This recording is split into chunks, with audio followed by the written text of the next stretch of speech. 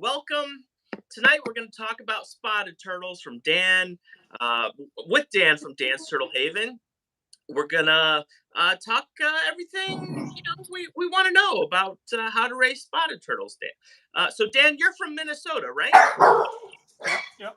I'm sorry. That's okay. Yep. I'm here in Minnesota. Here, got into. I kept other varieties of turtles in the Yeah, past.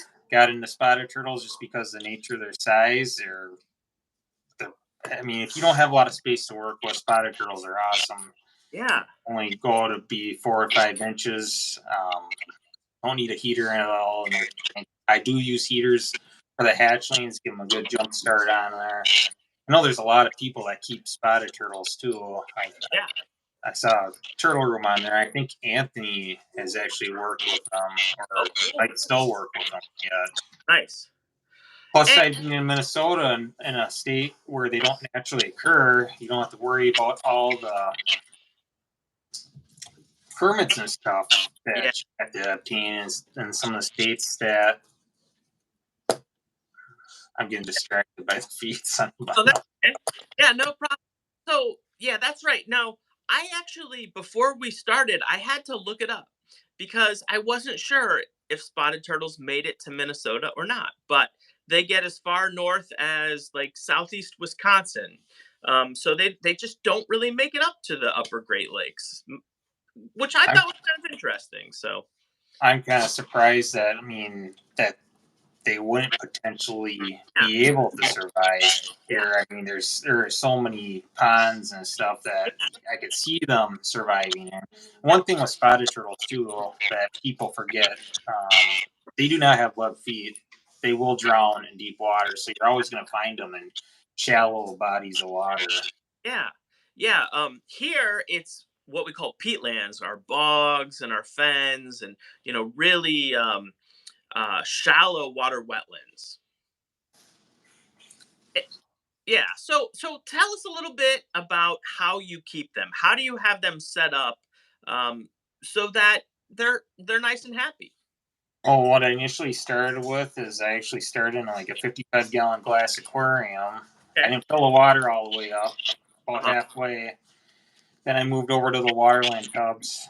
I mean, at the time, my son, anyone that's had little ones in the home worry about them banging on the glass, and all of a sudden, water's all over the place. So I went with Waterland tubs, and they've done awesome for me. Now there's all different kinds of waterland tubs. Have you experimented with the different kinds? Do you have a favorite? Um, Aquatic, or they actually make like a sort of terrestrial or semi-aquatic tub. Yep, yep. Which, So I use the small Waterland tubs. I know other people use like I've seen people use the medium and have a lot of success. yeah. I take like pool filter sand, and I'll take like some play sand, and I'll wash it out, and I'll put it on the one side. Otherwise, you put sand in a tank. I mean, anyone that's had aquariums and stuff, you're gonna notice that it's gonna get really dirty on the one side. Yeah. Uh, when, and that is my biggest frustration. I'm still trying to figure it out as far as using filtration. I've Yeah. used a mechanical filter in there, which I love. It keeps it a lot cleaner. I've gone over to a sponge filter. Um, Problem with the sponge filter, it is constant upkeep. Um, it's just mechanical filters and sand. I mean, I'm lucky if I get 6 months out of them before they die. Oh, okay. Sponge filters, though, I mean, they're working. I'm able to keep live plants in there without Oh, things no. getting sucked up by the filter. Great. So, Drew and Lou say, why a mix of pool filtration slash play sand? Is there any reason for that When mix? I, when I was looking into it, it looks like a lot of the pool filter sand is a little bit more clean.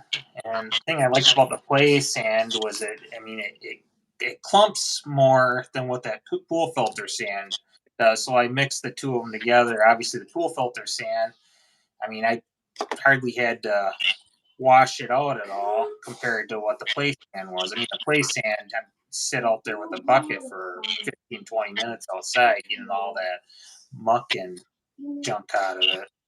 That's a good tip. Is that pool filter sand more money than the play sand? It's not too much more. I think it's Good. like what's a bag of sand, like three, Yeah. $4. I think pool filter sand. I think it was like I haven't bought it for a while, about $6 or something for a bag Okay. of Very it. well. You mentioned plants, so Matthew was wondering what plants do you use in your enclosures? I've tried everything basically that's safe for the turtles indoors, and the only thing that I've had good success was in those tubs is water listeria or water spangles and duckweed. Thing I didn't like about the duckweed, I know the turtles love it, but it just gets all over everything. Yeah. And I've Yeah. tried the water hyacinth, and I really like the water hyacinth. Yeah. I could, if I had a bigger yard, I would definitely set something up for them. I think the water hyacinth is. I know it's invasive. I think it's pretty, Yeah. and I Well, know it's really great for filtering out. Like it's like a natural filter. yeah. Yeah. No. If we use it, of course, in the Midwest here, it's not a problem because it dies in the winter. But yeah, Florida, those places, it's a horrible weed because it can just take over. But yeah, it's just taking all the nutrients out of the water and putting it into plant material, right? So, uh, Yeah, drag. Podrick says we need Amazon frog bit for a floating plant. I Just tried it. make sure we don't get the European frog bit, which is a horrible invasive in the Great Lakes and is temperate. So you've tried that one? I've tried Amazon Frog Bit. I bought a bunch of it from a guy local, and it Yeah. just didn't do well. I don't know why.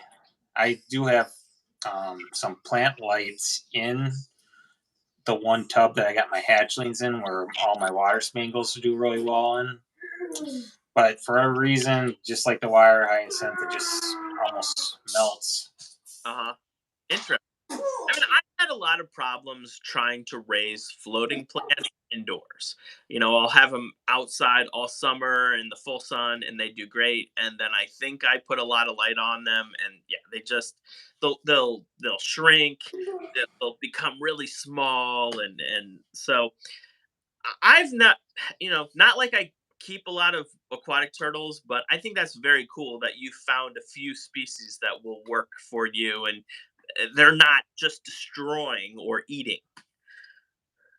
Yeah, I mean, I had some. I know a lot of people don't like the fact that gold. I do keep some smaller goldfish in there, and I think they kind of help with the cleanup crew Yeah. a little bit. I had to take the bigger ones out of there because they were kind of destroying the plants as they got bigger. So now with the hatchlings, I just got guppies and platies and stuff in there with them. Do your spotted turtles live inside year round?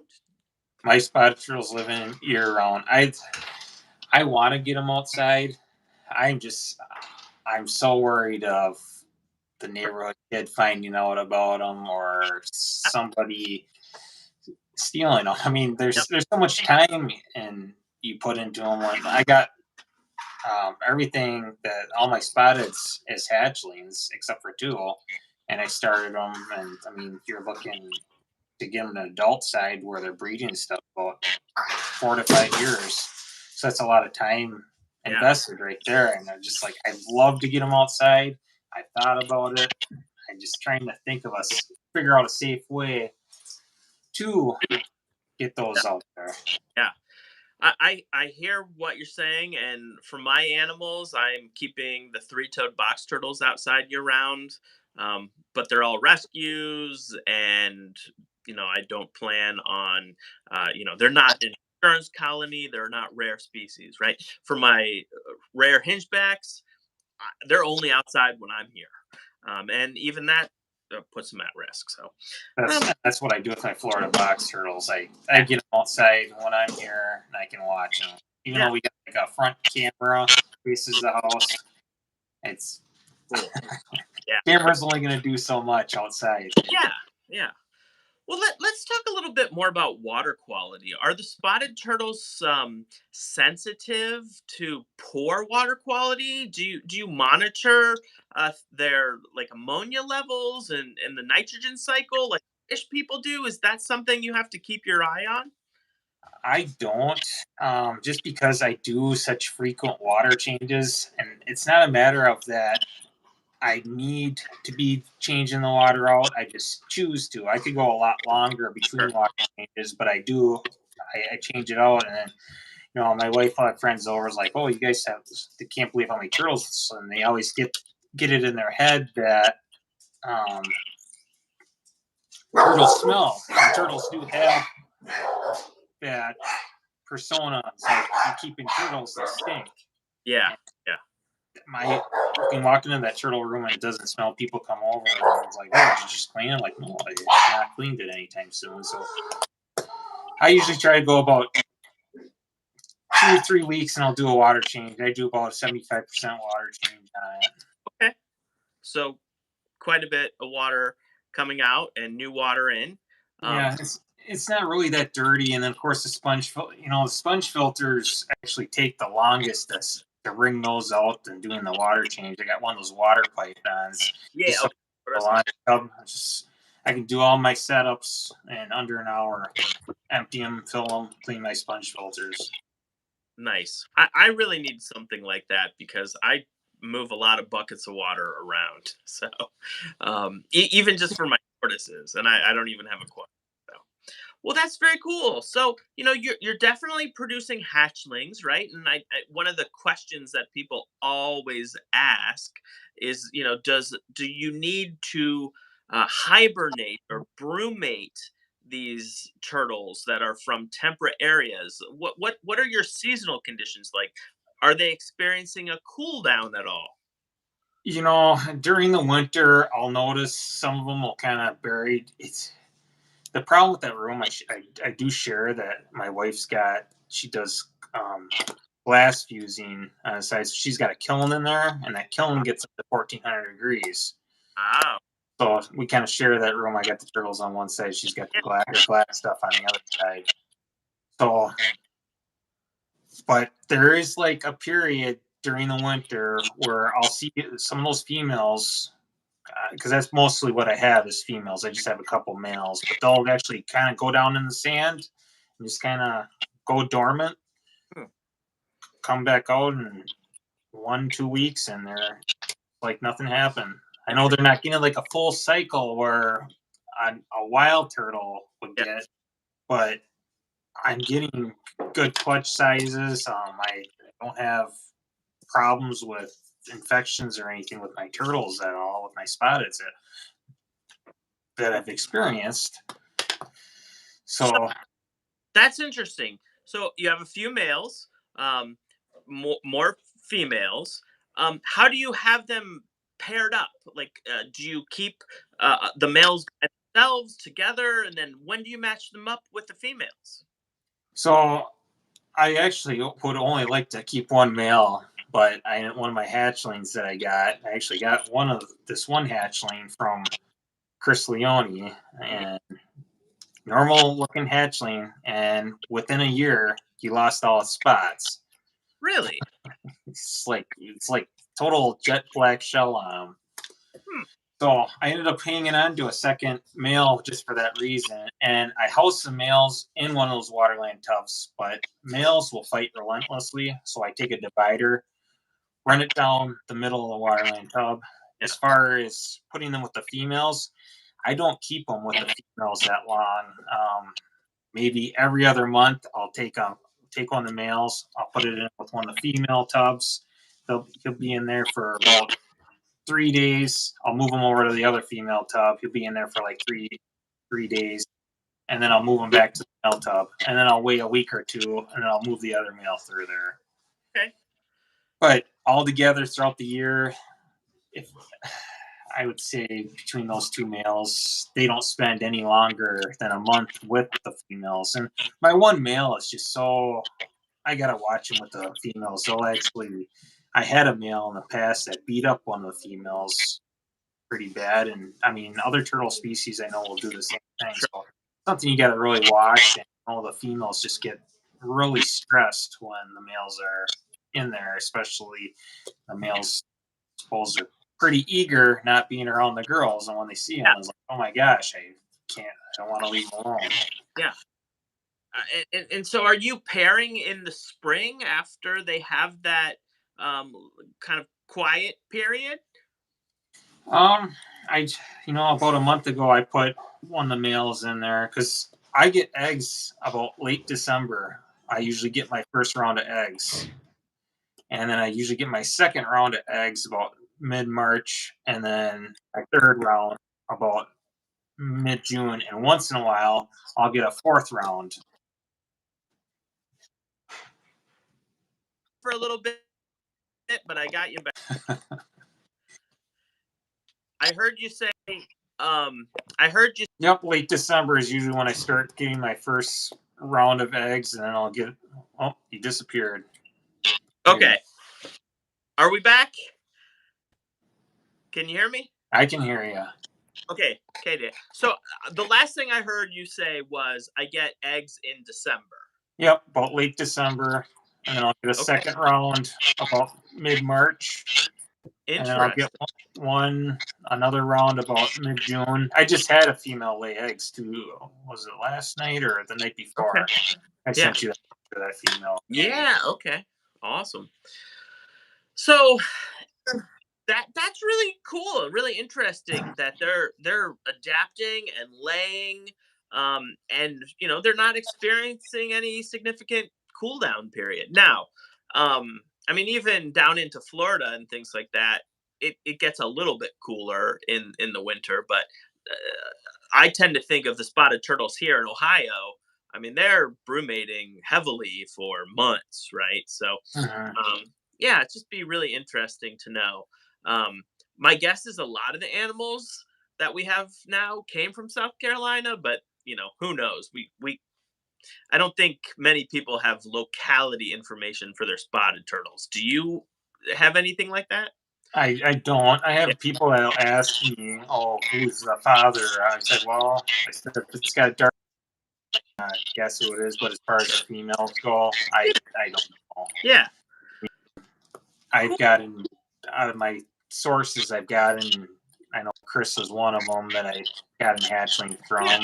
Mhm. I've gotten some from the turtle source. I mean, this is when I first got into spotters. I just bought a bunch of hatchlings. Yeah. Started from there. And how long have you been working with them? With spotted turtles, it's probably been about 12 years now. Wow. When I first got my eggs, I was really struggling to get them to hatch. I started using that hatch rate stuff. That stuff didn't work for me. Okay. Using perlite, that wasn't working for me. And I'd have them either too wet and they were either too dry. Yeah. And now, this past year, I've got everything that's fertile, I've got in the hatch. I even had a twin that hatched this year. There was actually another turtle attached to the spotted turtle. So I took a piece of floss. Matthew told me to use a piece of floss and tie it. Unfortunately, I didn't really tie it. I just kind of separated the two. The one was way underdeveloped. I knew it wasn't going to survive. But the other one. Oh, that's cool. Yeah, spotted turtles I think are a great. I think they're a really good starter turtle for a lot of people. The downside to them, I would say, is some people just don't like dealing with it aquatic. Yeah. The water buckets or dealing with the water all there. Sure. What's the deepest water that they could live in? Like, what would you say you should not keep them in any deeper water than? I keep in the waterland tubs they're in 6 inches of water. I set up another tank, a glass tank. I do have a glass tank there now, and that at one point was 9 inches. Yeah. So we're talking shallow water. Not filling up a 75-gallon aquarium and putting a turtle topper on it. That's totally inappropriate for a spotted turtle, probably. They would be doomed. Yeah. So they probably don't swim around like my painted turtle with webbed feet, right? Like up and down and around, or do they just more kind of walk around on the bottom and kind of crawl through the vegetation? Yeah, so kind of wander around on the bottom a little bit. Uh-huh. The cool thing with spotted turtles is you can make a lot of really cool setups, being that they're kind of that semi-aquatic. You don't Yeah. have to pull it all the way up. There's a lot of cool things I've seen on the internet, people doing things, and Yeah. I'd like to try to do something a little bit different. Yeah. With, I mean, the Waterland tubs are working great for Yeah. my adults that are producing, but as far as like my hatchlings, I'd like to do something different for them because I keep them in a Waterland tub too. Yeah. Yeah. Well, that's cool. So let's talk about the egg laying. Just how do they do with egg laying? I know that's the most stressful part of my life as a tortoise owner, watching a tortoise pace around trying to pick the exact spot to lay its eggs. Do you have any problems with them when they lay eggs? It's gonna sound funny to some people, but I'll be down there sometimes, be feeding them or whatever, and I'll see the female kind of pacing around in the sand. I almost feel like she's like looking at me, like, so I'll actually take some water and I'll actually mix that sand just to get it a little bit wet. I'll come down in a couple hours later, she's digging a nest. It's kind of Wow, like almost like telling me, like, hey, can you have some water over here? that's awesome. I think turtles are so much more intelligent than um, historically anybody has given them credit. I think we're starting to realize that now and give them a lot more credit. Right? It's just really fascinating um, what they can do. So, what's the size like for your animals?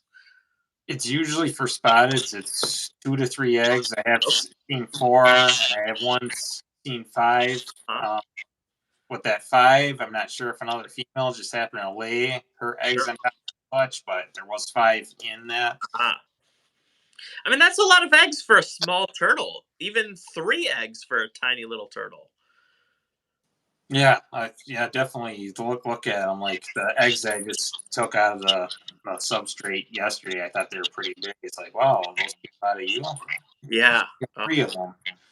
I think they've already started chalking over too.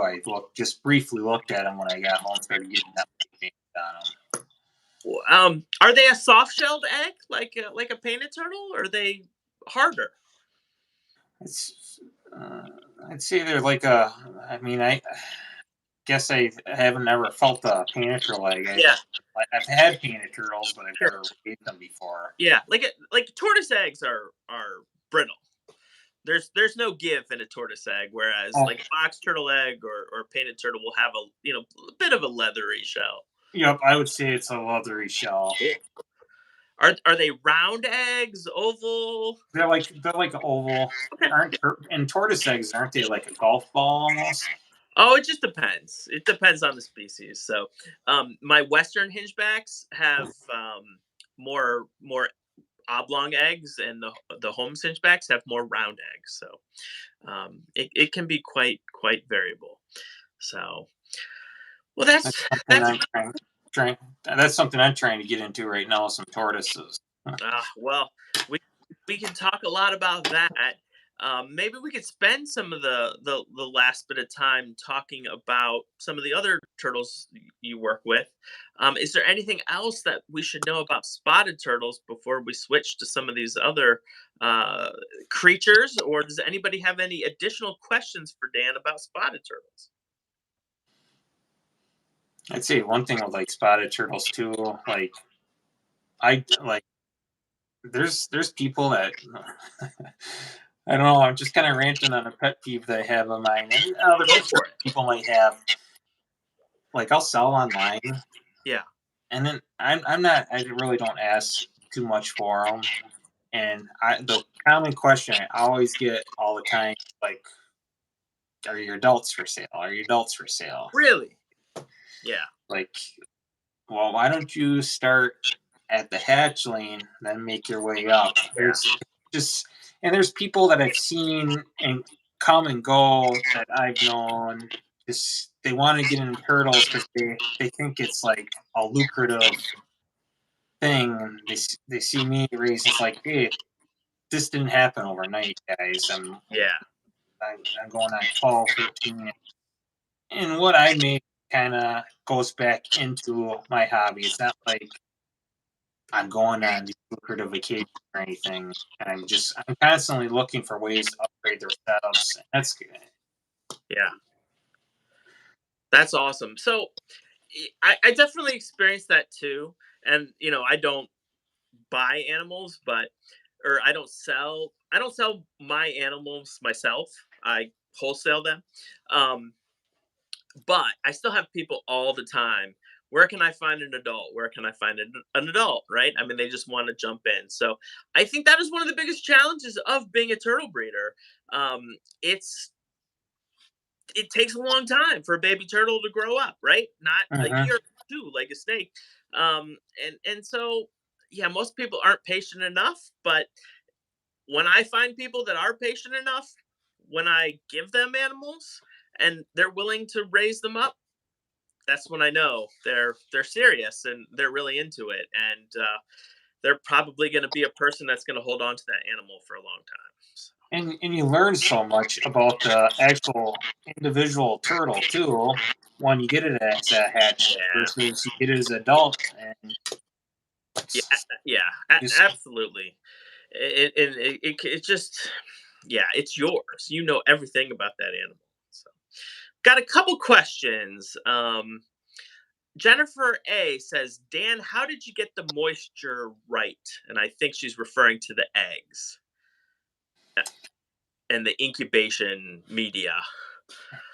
it's just a matter of feel. I think what I've read is there was like 1 part water to 1 part substrate, and what I changed this year is I took vermiculite and mixed it with like New Zealand sphagnum. I think New Zealand sphagnum's got a little bit of acidity to it. Oh yeah, I actually definitely. took the two of them and mixed them together, and it's not like soaping wet or anything, but it's damp, and I don't know if that has helped because Hmm. last year I didn't use the sphagnum, and this year I'm using the sphagnum with the vermiculite, and I'm having awesome success with it. It's a Fantastic. feel thing. It's I Yeah. put a little bit of water in there and mix it up, and I feel it needs a little bit more water. Like you hear people talking when you squeeze it, you don't want to see water coming out of it, but it's just a matter of a feel. Yeah. Uh, Not too wet, not too dry. We talk a lot about at where I work. We have a lot of plants that like moist, well drained soil. Um, mhm. it's the same thing. That's what turtles like to dig their nests into. So, Matthew's asking what happened to the ones from Garden State Tortoise. So, basically, as they grew, they lost their spots, or at least that one male. Yeah, I've got a female that I ended up with, one from Chris, and then one was a male. I think I'm almost certain that I got one from a prior year too. Okay, So interesting. I still think it's weird, and I sent Chris the picture of them. I mean, it's just I don't know what causes that because normally spotted turtles when they first hatch, a lot of them don't have a lot of spots, and as they get older, they gain more spots. Yeah, yeah, exactly. I don't know, some sort of mutation to a reverse mutation where it lost its spots. Oh, Took yeah, a couple spots on his head, but his shell is completely jet black. And interesting. when babies hatch out, I know who the dad is Well, usually. that's really interesting. Maybe there's some kind of genetics there. Who knows? I think Charlie Moorcraft's actually got a black male too. Yeah, and Charlie's with us tonight. So, Charlie, thanks for joining. Um, I saw it on like a Kenan video where he had it outside, and I'm almost certain he has one. oh, that's cool. I have seen animals from the wild that have no spots, zero. here in Ohio. So, Jennifer A says, "Do the eyes of your females vary in color?" I would say no. It's pretty easy to tell a female from a male. Like males are gonna have that jet black face, the dark eye, where the females are gonna have the lighter tan, like bright eyes, almost like a peach face to them. And to me, that's I can just look at one spotted turtle just Yeah, by looking at the faces that's without cool. having to look at the plaster on it and tell if it's a male or a female.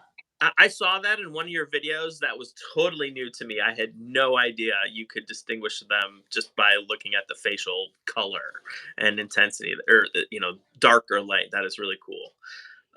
Turtle keeping it with Drew and Lou wants to send you some hornwort or anacris. He thinks it would be an excellent option. Um, let's see here. So you can get with Drew.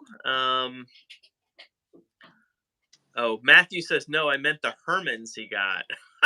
So we'll go on to that. So Charlie says hi, and oh yeah, that's right. So um, Matthew wants to go back to tortoises. So yeah, let's end there. What other animals do you keep, and what may you want to keep in the future? So I also keep, well, in the past I kept map turtles, but I've kind of limited what I keep now. I keep got a couple of spangler eye, even got Anthony's Nice, buck. I'm sure you nice, nice, mentioned nice, nice, nice.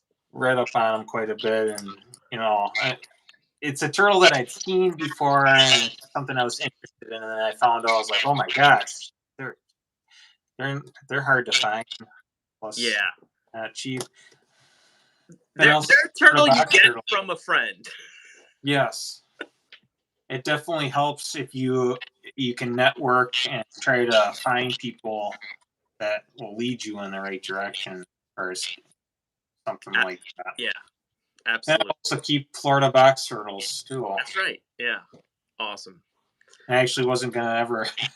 I didn't have great success with box turtles in the past, and I just um, always kept the aquatics. Tried the box turtles a little bit, and then I'd given my three toed to my one of my cousins, and he did really well with it. And then I got a friend here just north of the cities here that it's like, hey, I'll come down and I'll set you up a nice. I'll show you how easy this is. Uh-huh. I learned a lot from him, and he got me a little baby Florida box turtle, and I still have that one. It's an adult male now, and that's where that took off from the Floridas. So now I have two male Floridas and four female, and I hatched three last year, and that was the first time I had hatched Florida box turtles. I think you're frozen again. Wants to know about tortoises, and he says you may have a Herman's tortoise. Oh, subject for a different day. I think you're frozen again.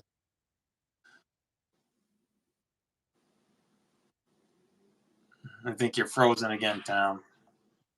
Did we freeze? Oh shoot! Let me trick I did before. Can you hear me? I can hear you. But if you can hear me, let's keep talking. Um, so what tortoises intrigue you? I'm gonna guess maybe some of the smaller species because you keep smaller turtles, but maybe not. Maybe you'll Yeah. shock me and say I want an Aldabra in Minnesota. Oh no, I discourage keeping those big tortoises up here in Minnesota. I think that's something that I know there's people that do it. It just you really need to have the space for them. Yeah, I yeah, kind of narrowed it down to either keeping Russians or Hermans, and I kind of ventured into wanting to get some Hermans tortoises. So right great. now I'm just waiting on them. So I've made the purchase on them. I'm waiting, Fantastic. trying to wait patiently. Okay.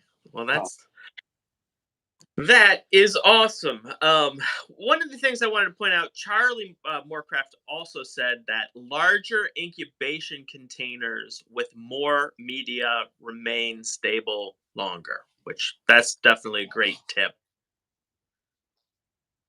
Species. So, well, Dan, thank you very much for joining. Is there anything else you'd like to say or tell our listeners tonight? Thanks for having me. You are welcome. Sorry, it was a little distracting in the beginning. My wife wasn't home yet, and the dogs are going crazy. Nope.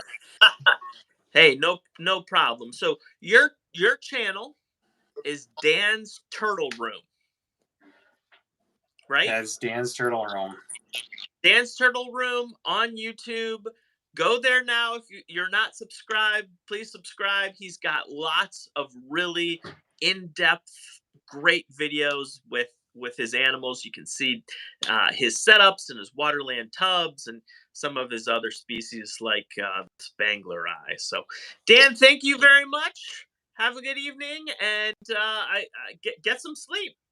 Yeah, sounds good. Thanks, Tom. You're welcome. Have a good night, everyone. Bye, Dan. Bye.